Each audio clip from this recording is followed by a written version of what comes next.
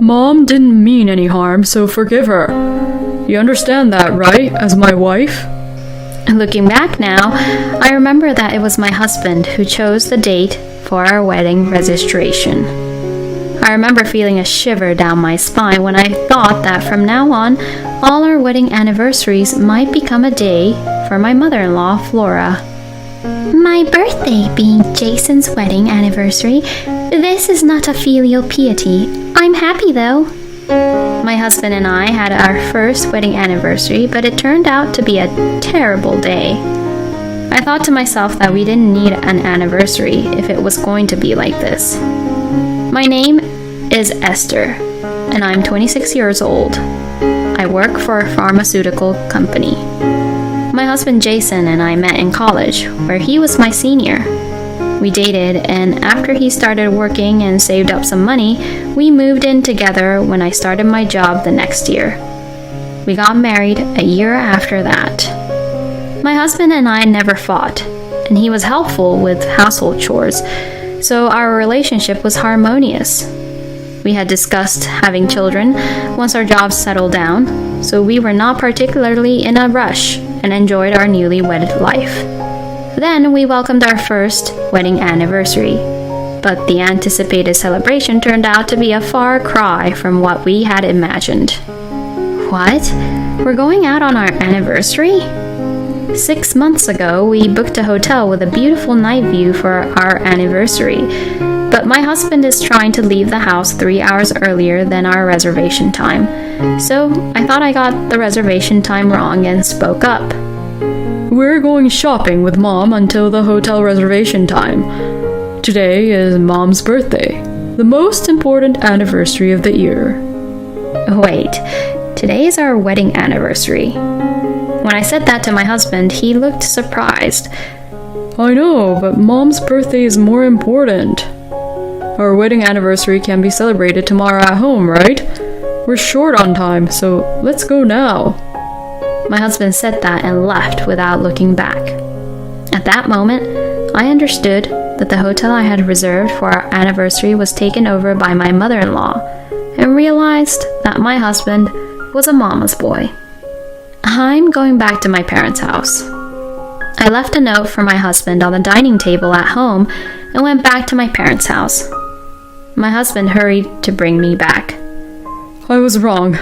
I can't do anything without you, Esther. Please, come back. My mother and I were surprised to see my husband kneeling and screaming on the doorstep of my parents' house, and my mother and I rushed him into the house. I promise to prioritize you next year. You're the most important thing to me. Believe me, it's not a lie. My husband explained tearfully, but I don't remember letting my daughter marry into a family that would make her cry. Go home quietly. In our single-parent household, my mother, who played the role of a father, stood in front of my kneeling husband. Esther is already mine the moment she got married. What I do or don't do is none of your business anymore. My husband, frustrated by my mother's unyielding attitude, even as he kneeled, grabbed my wrist strongly and pulled me with force, causing me to fall to the ground. Say that again? My mother confronted my husband with anger, and he, intimidated, thrust his hands forward and pushed her away. However, my mother, who had trained her core strength, didn't flinch. Although my husband hesitated for a moment, he mistakenly thought that his strength was just insufficient at that time and reached out to her again. Yet, my mother swiftly dodged his attack, grabbed the back of his neck, and threw him 2 meters away with one hand. My mother is small and short, but with tremendous strength, she blew away my husband who, in a humiliating posture, was left stunned and bewildered, not knowing what had happened, and even lost control of his bladder. It's no wonder he's surprised. My mother was a former wrestler. My mother achieved numerous accomplishments and was a well-known athlete in our hometown. However, she retired due to an injury, and now she runs a sports chiropractic clinic. She also supported me, her only daughter, to go to college. That mother at the wedding wore a long dress and appeared to be a plump, middle-aged woman at first glance. However, in the summer when she wore a t-shirt, some people were surprised by her figure. I had told my husband that my mother was a former wrestler, but since it was a career before I was born, neither of us knew that she was a full-fledged former athlete. Now, my husband is suffering at the hands of my mother right in front of me. My husband knelt again while crying and promised not to do anything violent or make me cry again, and my mother made him write a pledge. When I calmed down, I thought that he wasn't cheating or a gambler, and if I was the most important bride, I would try to believe in him again and return to the apartment. After that, we continued to live a peaceful life, and we were able to save a little money, so my husband and I discussed whether to buy a house or have a baby, among other things. However, a completely different future awaited us than that plan. It all started when my father-in-law suddenly passed away, and unexpectedly, the idea of living together with my mother-in-law came up.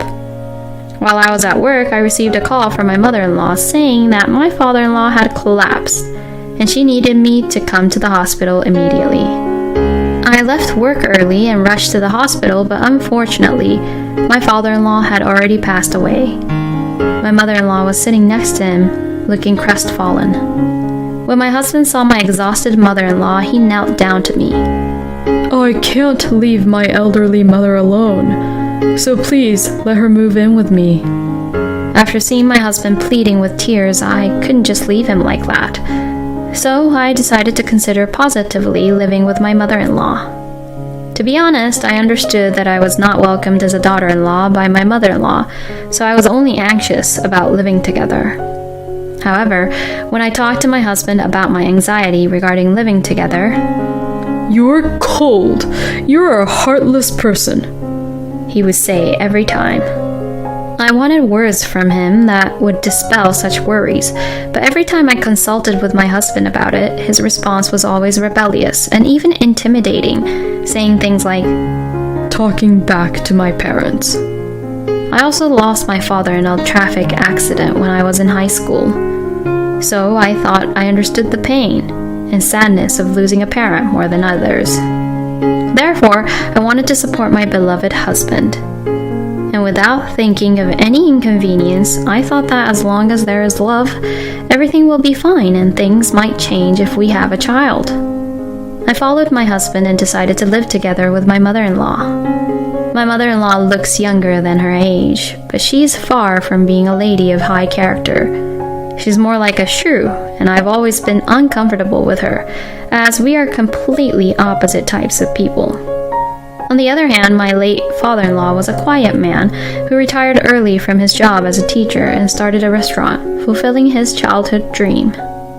During the day, the restaurant served set meals, and at night, it operated as a bar with my father-in-law cooking and serving drinks. My mother-in-law helped with the bar at night and was known as a caring mother figure in the neighborhood, becoming somewhat of a local celebrity. However, after my father-in-law passed away, my mother-in-law decided to inherit the business, and my husband and she were so busy with all the procedures that they didn't even have time to grieve. So I silently took care of all the household chores to help them in any way I could. Although they were both grieving initially, their behavior started to change once my father-in-law's life insurance money was deposited. What is this? Why do you keep serving such salty food? What will you do if I collapse from high blood pressure? If I become bedridden, you'll have to take care of me. And I'll make you work hard, so be prepared. Yes, here we go again. Though I thought that, I kept eating without saying a word, my expression unchanged. If I eat this meal, will I become as fat as you, Esther? If I get fat like you, I won't be able to walk around town. It would be embarrassing. As for the husband sitting next to me, I can see his shoulders trembling, so he must be suppressing laughter without making a sound. As for the mother-in-law sitting in front of my husband, she seems satisfied after making a sarcastic comment towards me. She's smirking while adding hot water from the pot into the soup cup.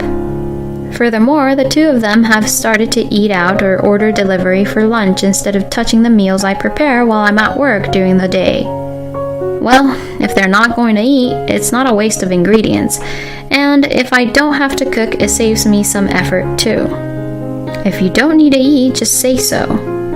When I said that, my husband replied, It's your fault that the food tastes bad. He started making ridiculous accusations. Furthermore, my mother-in-law's constant nagging towards me doesn't stop, so I sought my husband's advice to make it stop.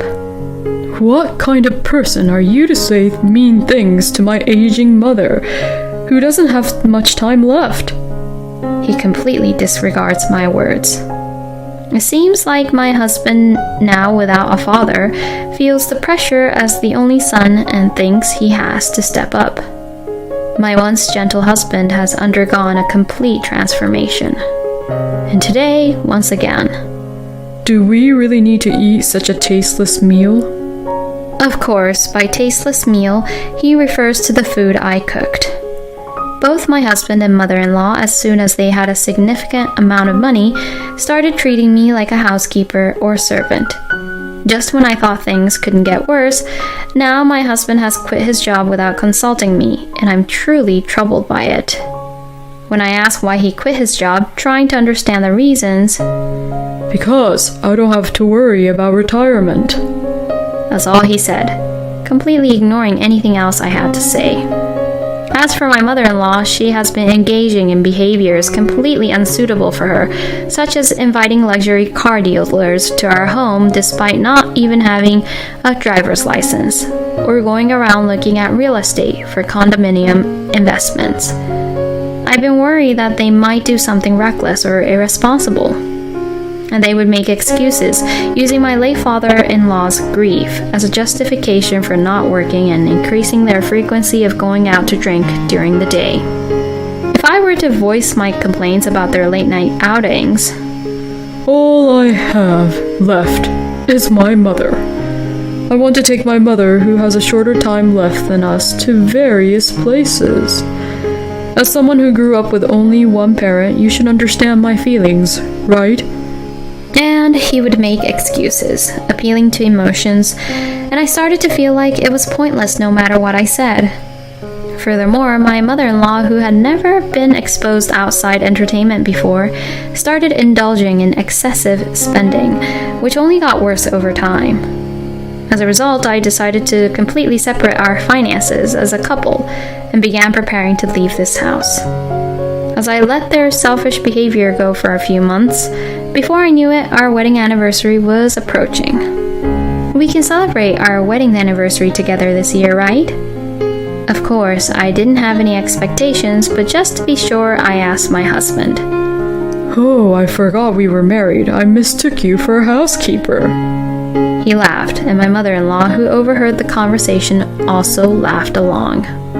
Your anniversary has no value whatsoever. They both laughed together. At that moment, I felt it was hopeless, and I made up my mind to end it all. Flora, you're always so beautiful. On Flora's birthday, I would like to organize a grand celebration with all my heart. Would you entrust me with the preparations for a party? In terms of space, we have the bar that you inherited from your father, and we can invite the neighbors to make it a fantastic party. When I expressed my desire to celebrate my mother-in-law's birthday in an extravagant way, she became pleased and said, Yes, I am a character loved by everyone. If we're going to do it, let's do it grandly. Make sure it doesn't turn into a tacky party. I'm counting on you. She added, and with those words she entrusted the birthday party to me. I couldn't stop laughing when I imagined that day, which was both our wedding anniversary and my mother-in-law's birthday. I had been entrusted with the keys to the bar, which would serve as the venue, and I spent several days decorating the room. Even my mother-in-law, who occasionally came to check on the progress, seemed satisfied with the outcome. Once all these people join the party, they should understand just how cherished I am by my family, she said with a smirk. Seeing my mother-in-law in that state, I couldn't help but smirk as well. Our wedding anniversary turned into my mother-in-law's birthday celebration. The weather was perfect, and rumors spread that there would be free food and drinks.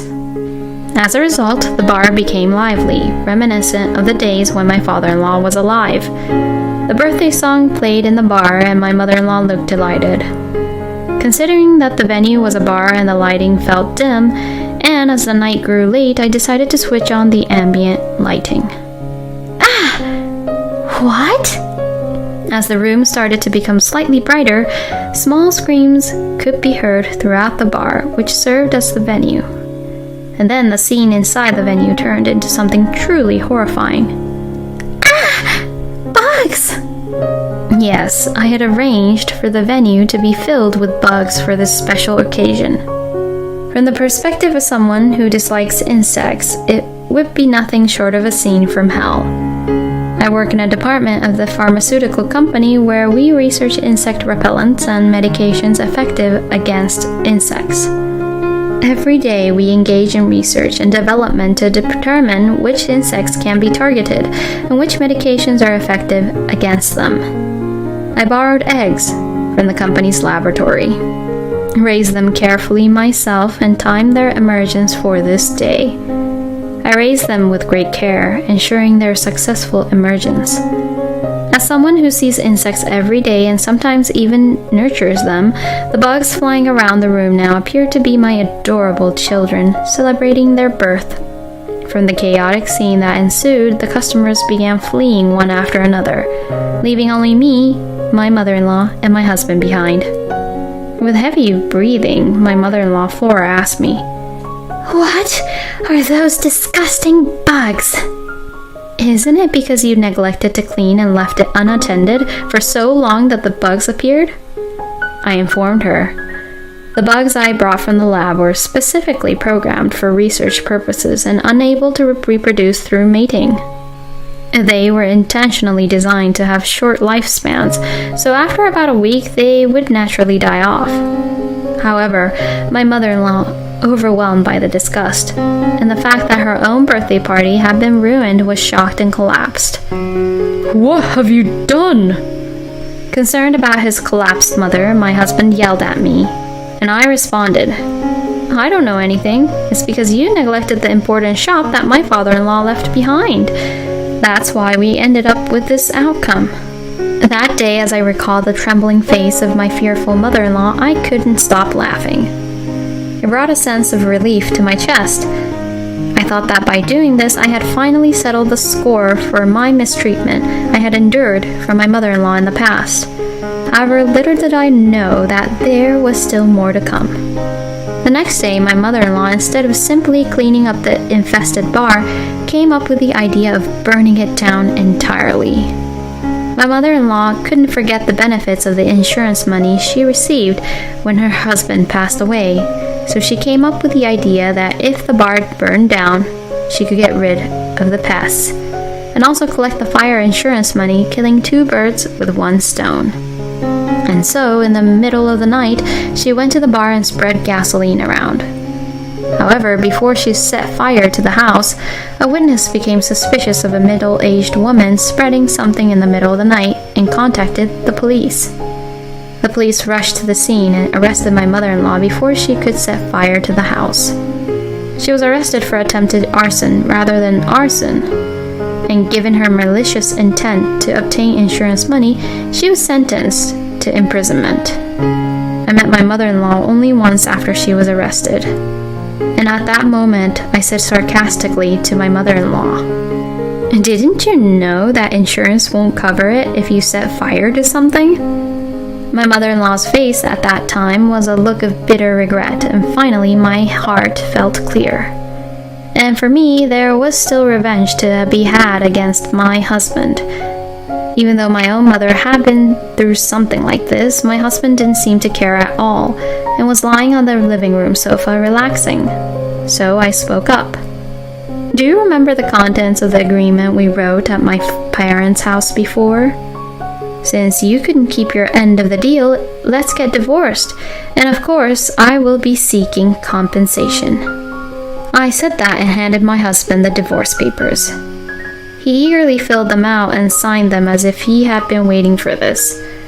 Fortunately, we did not have any children, so there was no need for a custody battle. We didn't have much to divide, so after deducting the lawyer fees, I received a small amount of damages that left me slightly better off. With that, the divorce was finalized without much trouble. Actually, I had hired a detective and found out that my husband had been cheating on me with another woman for quite some time. I had gathered various evidence to gain an advantage in the divorce, but without checking the contents of the certified mail, my ex-husband quickly paid the lump sum for the compensation that we had proposed. Thinking that this would finally bring an end to my painful married life, I was determined to start my second life. And then, I went back to my mother's house, who had supported me in the background all along, and lived with her again, taking it easy. And one day, about half a year after the divorce, the phone at my mother's house rang. It's me, Jason.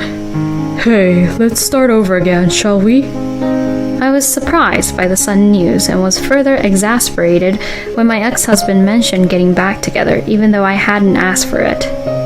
Then he started talking about what happened after we got divorced. It turned out that he had been cheating on me with multiple women, starting a little before our divorce, and one of them happened to be the daughter of a certain company's president. He thought that if he married the woman, he would be the next president of the company. He made a show of being wealthy with the inheritance he received from his father, and managed to lead her to believe that he belonged to the same social class. However, when they considered marriage, it seems that the parents of the woman, who is the daughter of the president, conducted a background check on my ex-husband and found out that he was unemployed and that his mother was a criminal. As a result, they called off the engagement. Of course, my ex-husband, who was dissatisfied with this, threatened to demand compensation for breaking off the engagement. However, he was told that he could be sued for marriage fraud instead. Unable to compete with real wealthy people, he fled. Furthermore, he spent money recklessly and ended up receiving an inheritance tax payment notice from the government. He came to me seeking help because he couldn't pay the taxes. However, Your tears and apologies are too cheap and have no value whatsoever. If you don't disappear right now, I'll call the police. I said that and sent him away. If he sells the remaining land and buildings, he should be able to come up with the money, and it's no longer my concern. I also obtained testimony of his infidelity during our marriage from my ex-husband, and I'm getting ready to claim compensation from the president's daughter or whoever she is. So, I'm going to be busy again. I'm not expecting a lot of money, but if I receive some unexpected income, I plan to go on a trip with my mother.